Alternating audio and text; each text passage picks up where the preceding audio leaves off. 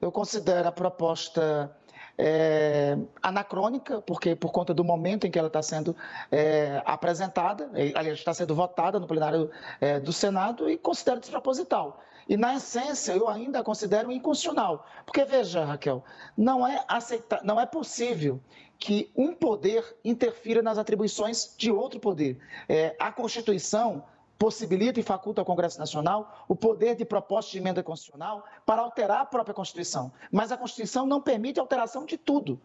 A independência e a harmonia entre os poderes é uma cláusula sine qua non da nossa Constituição, presente já no seu primeiro artigo, que fala, aliás, presente já no seu segundo artigo, como princípio fundamental. Então, além do mais, eu considero o inteiro teor da proposta completamente inconstitucional. Mas o senhor está falando em uma posição pessoal. Por que o governo não adotou posição? É isso que está sendo cobrado por integrantes do Supremo Tribunal Federal.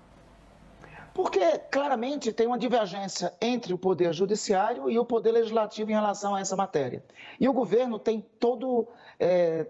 e o governo do presidente Lula tem todo o reconhecimento ao papel histórico que o Supremo Tribunal Federal cumpriu na última quadra. Aliás, o Supremo Tribunal Federal foi a instituição mais vilipendiada no 8 de janeiro. E não foi vilipendiada desta forma à toa. É porque toda a raiva fascista recaiu sobre o Supremo Tribunal Federal. E isso ocorreu devido à posição de altivez que o Supremo Tribunal Federal teve durante o período de governo do fascismo bolsonarista. Então, o governo do presidente Lula tem todo o reconhecimento para isso. Como existia claramente um conflito de posições entre o Congresso Nacional e o Supremo Tribunal Federal, não caberia ao governo manifestar uma posição, não liberar a sua base em relação a esse tema, mesmo porque a base já tinha manifestado sua posição anteriormente. Você, na preliminar aqui, por exemplo, indicou os votos do Progressistas. O Progressista do Senado tem uma composição hegemonicamente vinculada à direita, vinculada ao bolsonarismo e hegemonicamente e sempre do ponto de vista e de identidade com essa agenda. Nós não temos contado com votos, temos contado com raros votos dos progressistas nas pautas mais caras ao governo, como foi o caso da reforma tributária. Você fala também do União Brasil. O União Brasil tinha um compromisso, inclusive, em aliança política com os setores mais conservadores do Senado, junto com esta pauta. Não foi, por exemplo, a posição do Partido do Presidente da República. O Partido dos Trabalhadores expressou posição uníssona e orientação de voto contra, e eu mesmo assim o manifestei.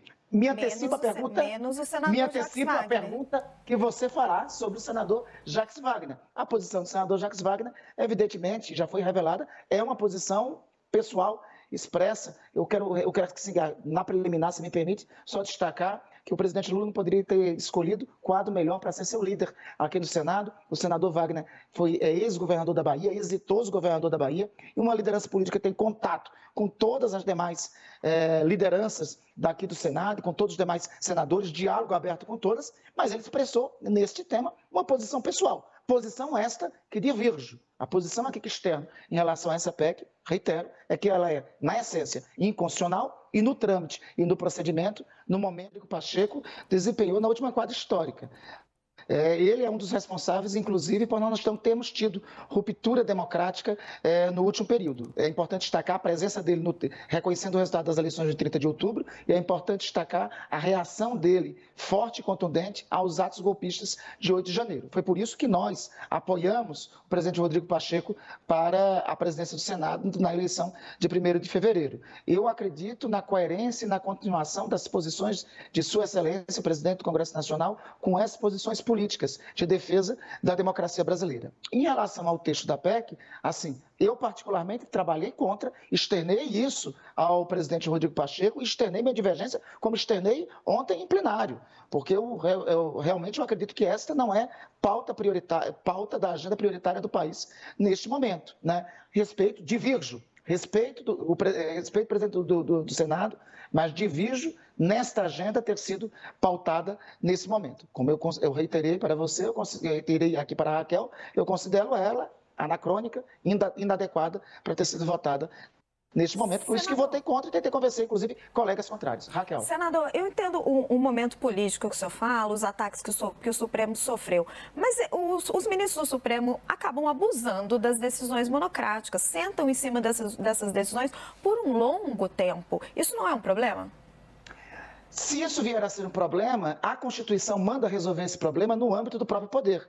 Veja, eventuais abusos ocorridos no âmbito interno do Congresso Nacional não é passível de interferência de outro poder. É a Constituição que nos manda, no seu artigo 2º, em cláusula pétrea, em cláusula sine qua non, que deve existir independência e harmonia entre os poderes. Assim como nós não podemos imiscuir nas atribuições do Supremo Tribunal Federal, o Supremo Tribunal Federal não pode arguir para ele a atribuição exclusiva do Senado da República de sabatinar e votar ministros do próprio Supremo Tribunal Federal. A separação de poderes, as linhas tênues de nossa separação de poderes, conforme preceitua a Constituição, em cláusulas pétreas que não são passíveis de ser abolidas por proposta de emenda constitucional, diz isso em claro e bom tom. Então, decisões monocráticas, e a despeito disso, eu acho que a crítica cabe, nenhum poder estar acima de qualquer crítica, em nenhum momento, em nenhuma circunstância. Mas a crítica a este tema específico já foi regulado pelo próprio Supremo. Hoje, nenhum ministro do Supremo pode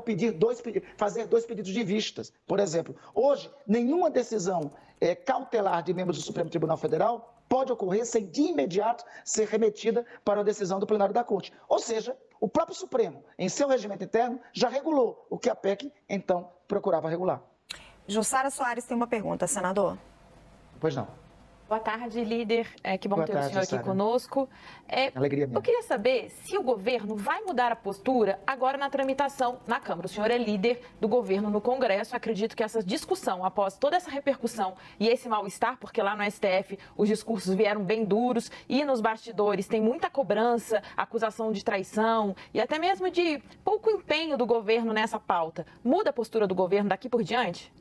Jussara, os partidos, digamos assim, do núcleo político duro do governo, os partidos da coalizão política que elegeu Luiz Inácio Lula da Silva à presidência da República, têm uma posição clara, inclusive orientaram isso. O Partido Socialista Brasileiro, o PSB, tem posição contrária à proposta de emenda constitucional. O Partido do Presidente da República, o Partido dos Trabalhadores, tem posição clara em relação à tramitação dessa proposta de emenda constitucional.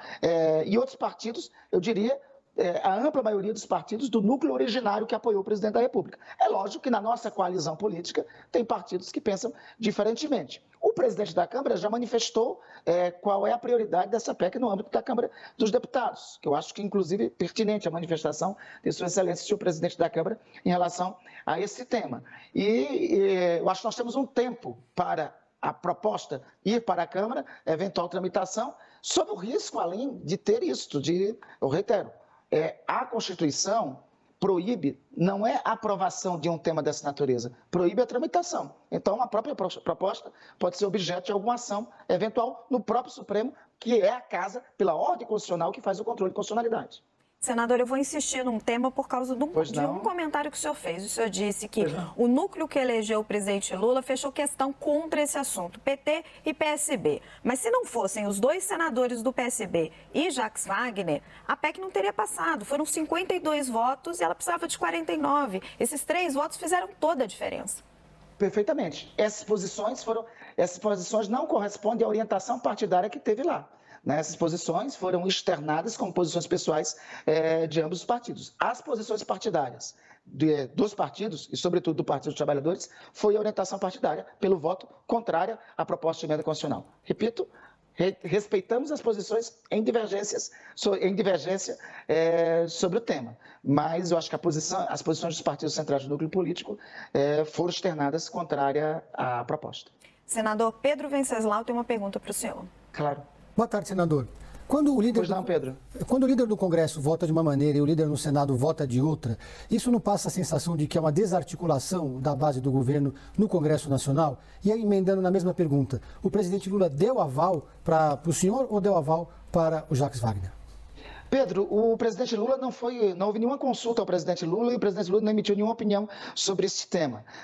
As posições que nós externamos foi coerente com a orientação da base de apoio, a orientação que o próprio líder Wagner deu sobre a base de apoio ao governo, na orientação do governo. Por óbvio, como parte da base de apoio ao governo já tinha uma posição favorável à PEC, o líder Wagner manifestou uma posição de liberação do voto da base.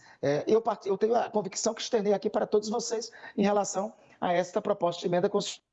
e tanto a minha posição quanto a posição do líder Jacques Wagner foram posições externadas do ponto de vista pessoal, né? São posições do ponto de vista pessoal. No meu caso específico, eu me permita aí se arguir, minha posição eu quero basear na quadra histórica e nas posições políticas que o nosso campo político tem assumido no último período. O presidente Lula deu alguma orientação específica sobre isso? O senhor disse que o governo não tomou posição, mas o presidente Lula falou alguma coisa sobre isso, senador? Nem o presidente Lula, nem o governo. Teve nenhuma, assim, nós discutimos sobre esse tema já na segunda-feira, em reunião da coordenação política do governo, que temos ordinariamente toda segunda-feira, uma reunião da qual eu faço parte, junto com o ministro Alexandre Padilha e os líderes da Câmara, do Senado, o líder Jacques Wagner, o líder agora em exercício Alencar, na substituição, o líder Guimarães, e da qual eu participo. Nesta reunião, nós chegamos a falar sobre esse tema, dissemos como era um tema que estava sendo, inclusive, empunhado pelo presidente do Congresso, e era um tema, pelo presidente do Senado, perdão, presidente do Senado e do Congresso, e era um tema que estava sendo tratado por estes, e já tinha uma adesão de boa parte da base, não caberia outra posição do ponto de vista da orientação da base do governo do que liberar a bancada e ter as manifestações políticas de cada uma das lideranças. E foi assim que procedemos. Senador Jussara Soares tem outra pergunta para o senhor. Pois não? Senador, uma apuração aqui da minha colega Thaís Arbex, dali de bastidores do STF, mostrando que os ministros dizem que a lua de mel com o Palácio do Planalto acaba com essa votação. A partir disso, há uma pressão também pela manutenção de Jacques Wagner no cargo. É possível que ele deixe o cargo? O governo vai manter essa pressão? Como é que está a situação? Em absoluto, Jussara, não há nenhuma cogitação, nenhuma possibilidade, nenhuma hipótese de substituição do líder do governo no Senado. O presidente da República tem total confiança no seu líder no Senado e tem convicção de suas escolhas. Em relação à relação com o Supremo Tribunal Federal, o governo do presidente Lula reconhece o papel histórico cumprido pelo Supremo Tribunal Federal na última quadra, como uma última raça de defesa da democracia brasileira. E compreende que tanto o atual governo, que foi eleito por eleições que não foram reconhecidas pelos nossos opositores, por eleições democráticas que não foram reconhecidas pelos nossos opositores, quanto o Supremo Tribunal Federal, ambos têm como identidade a defesa da democracia brasileira. Eventual desentendidos, eventual mal-entendidos, eventual dissensos é da natureza da democracia, mas o nosso esforço é em buscar, e buscaremos, todo o diálogo possível de construção de pontos comuns, sobretudo com o Supremo Tribunal Federal, porque ambos são filhos da quadra democrática de defesa da democracia brasileira, externada no último semestre do ano passado e até o 8 de janeiro mais recente. Senador, o senhor disse que parte da base do governo já tinha decidido votar a favor dessa proposta quando vocês se reuniram e que o governo viu que o certo mesmo era liberar o voto e que o presidente Pacheco estava encampando essa proposta. Foi um aceno para o presidente Pacheco depois de tantas rusgas? Não, em absoluto, mesmo porque não há rusga com o presidente Pacheco. O presidente da República tem total respeito ao presidente do Congresso Nacional, o presidente da República prestigia o presidente do Senado e o presidente do Congresso Nacional, haja visto as últimas agendas que o próprio presidente dispôs ao presidente do Congresso Nacional e do Senado. O presidente da República convidou o presidente do Senado Federal para acompanhá-lo na Conferência do Clima. Então, não há nenhum tipo, inclusive, me permita, o presidente Pacheco foi fundamental para a aprovação da proposta de emenda constitucional da reforma tributária no âmbito do Senado. Sem o apoio do presidente Pacheco, isso não seria possível. O presidente Pacheco tem contribuído com toda a agenda do governo junto ao Senado Federal, pautou inclusive para a semana que vem 2 propostas para o esforço fiscal que o governo está fazendo. Enfim, só relatar esses fatos todos para dizer que não tem nenhuma rusga, nenhum desentendimento, nenhum desencontro em relação a nenhum desses temas com o presidente do Senado e presidente do Congresso Nacional. E, inclusive, nós apoiamos entusiasticamente a candidatura do presidente Pacheco à presidência no último 1º de fevereiro, como todos vocês externaram, presenciaram, testemunharam, noticiaram. Clarice Oliveira de novo conosco, senador. Senador, eu queria falar um pouquinho com o senhor sobre a expectativa desse e outros temas também na Câmara dos Deputados, porque o que a gente ouve ali é que a discussão também vai ser tensa, a tendência é que a gente tenha um embate ali difícil, uma negociação difícil, e o senhor ali, como um participante importante dessas conversas, qual que é a orientação lá? Porque a gente já viu esse assunto, então, avançar no Senado, mas como que isso fica lá na Câmara? Não é uma articulação simples, o governo vai continuar em cima do muro ou vai ali adotar alguma posição um pouco diferente? Clarice, sinceramente, eu acho que esse tema não avançará na Câmara dos Deputados. Isso é uma percepção pessoal minha. Primeiro, teve a manifestação do próprio presidente da Câmara, como todos vocês também já noticiaram, em relação a esse tema. Segundo, daqui para o final do ano, nós estamos há 3 ou 4 semanas de conclusão dos trabalhos legislativos e votação da lei orçamentária e da LDO. Tem uma agenda de temas na fila para ser votado. Nós temos que tratar da PEC do PL, dos fundos exclusivos de offshores aqui no Senado, nós temos que tratar do PL das apostas, que deve voltar lá para a Câmara dos Deputados, nós temos que tratar da lei orçamentária, nós temos temas da LDO para serem tratados. Então tem uma agenda já pré-definida. E o próprio presidente da Câmara já disse que esse tema não cabe nessa agenda. Então, já tem uma decorrência natural. Não lhe ouvi, Clarice?